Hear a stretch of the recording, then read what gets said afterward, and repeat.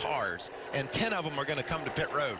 You got spotters on the roof all waving. My guy's coming. Well, how the heck do you know which guy that is? You know, and so it's hard to communicate to your driver, and a lot of times you'll see cars get hit from behind and spun around simply trying to make a pit stop.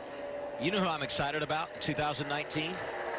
The group over at Sieg Racing. Ryan Sieg as a new crew chief. Shane Wilson calling the shots. Car looks outstanding. Larry's Lemonade, the colors there. Is that Larry Mack's Lemonade? I think it's something different. Oh. But we also saw the 38 of Josh Balicki, who's going to drive for them full-time this year. And Josh, of course, a guy that ran full-time a season ago and has done some great things. And this weekend, they're going to have 3 cars. The 93 of Jeff Green, who's won a Daytona 500 pole, and an Xfinity Series champ. Also has a win for Junior Motorsports at Daytona. 2014, right, Regan?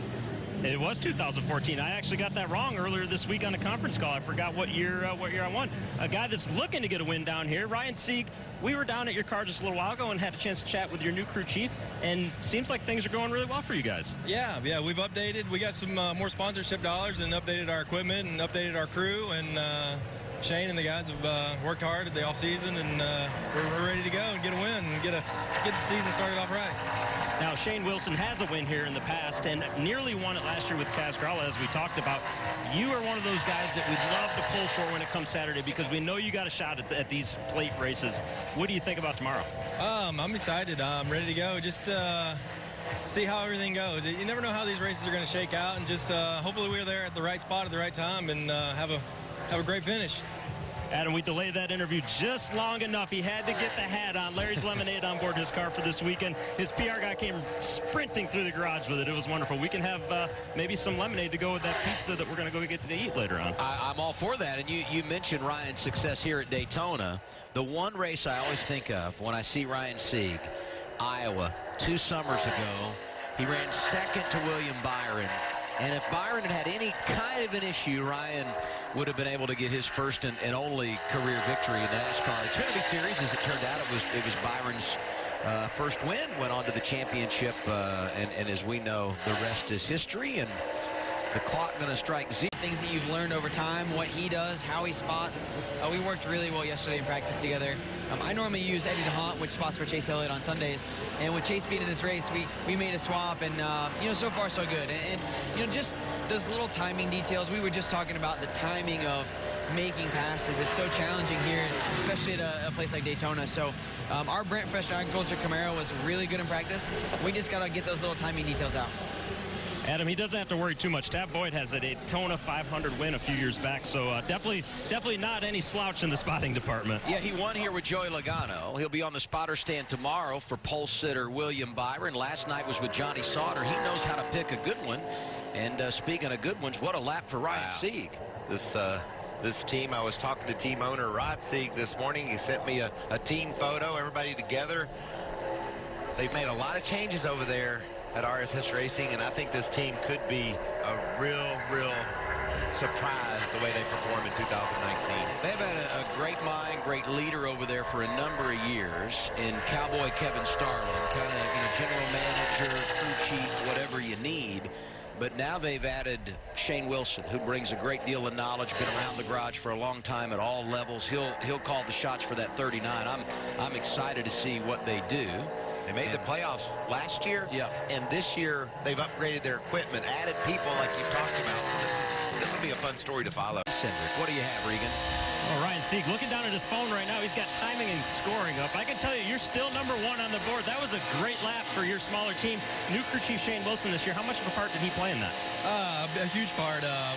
Cowboy, you know what I mean, worked in the offseason. These guys just came along about a week or 2 ago, but they really meshed together and worked really hard, and just can't thank Xfinity for having this series, and Larry's Hard Lemonade for coming on at Daytona, and it's looking like a good start.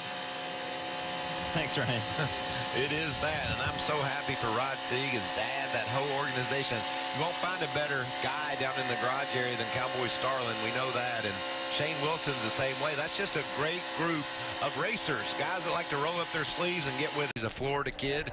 Getting that trophy from this racetrack would be the biggest day in his career for sure. Talking about a Florida kid, there's a young man out of Georgia, Ryan Sieg. Best qualifying effort entering today at Daytona was 16th, so he's going to better that. And you look at a lot of these cars that have speed, some connection to Richard Childress Racing. This is another one.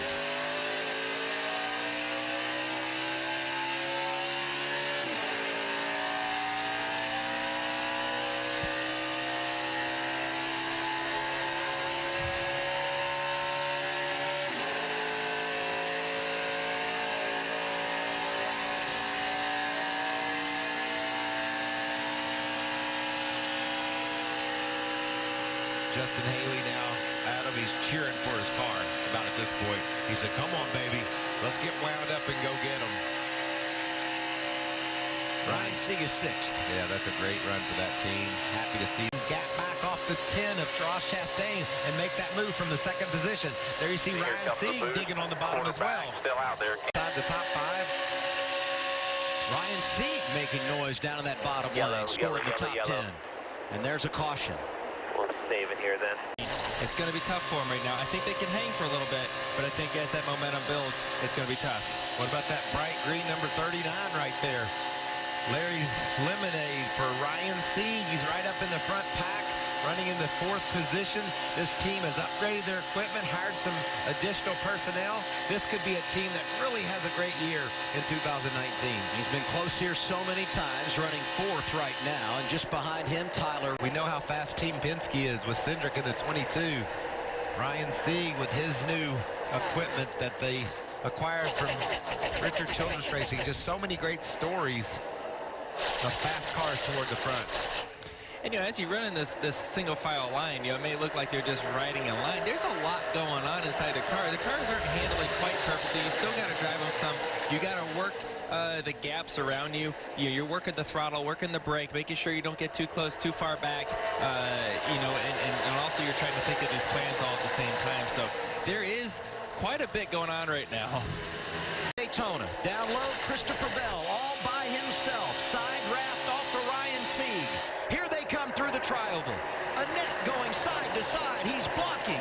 Here is the checkered flag. Michael Annette first. Yeah. We saw Chase Elliott do that, of course, in the dual race. Okay, what about our 4th place finisher, Ryan Sieg? Matt caught up with him. Impressive day for Ryan Sieg.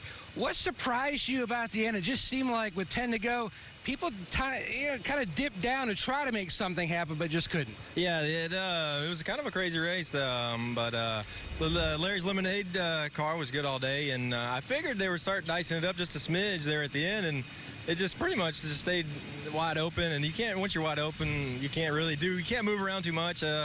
But it was an excellent day for us. Just I wanted somebody to go, but I kind of wanted 4th too, so I couldn't figure out which one I wanted. You know what I mean? To try to get something going, you always want to try to get a win, and we were that close. I wanted to try to move up, but 4th is great for our team, and then 7th for Jeff also. And just can't thank the guys enough. And Larry's Hard Lemonade and Code Rum for coming on, and just excited to be here at Daytona in the Xfinity Series.